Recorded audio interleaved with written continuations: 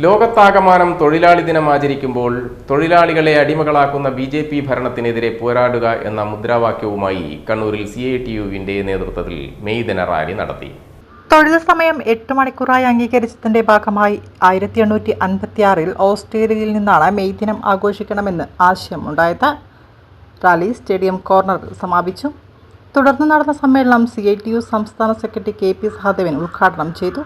1887 Chicago തെരുവിൽ ഈ ആവശ്യമുന്നയിച്ചുള്ള പ്രക്ഷോഭ സമരത്തിൽ പങ്കെടുത്തതിന് തൊഴിലാളികൾ വീരമൃത്യു വരിച്ചത്.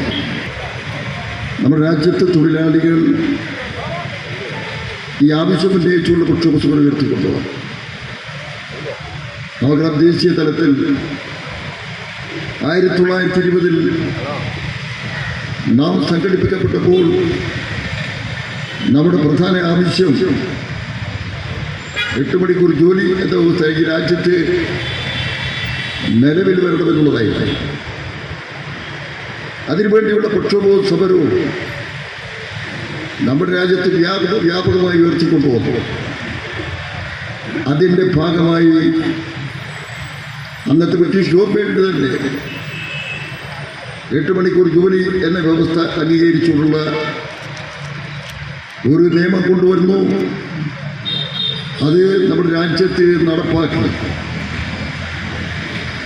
നാം നടത്തിയ പ്രക്ഷോഭത്തിൻ്റെ സമരത്തിൻ്റെ ഭാഗമായി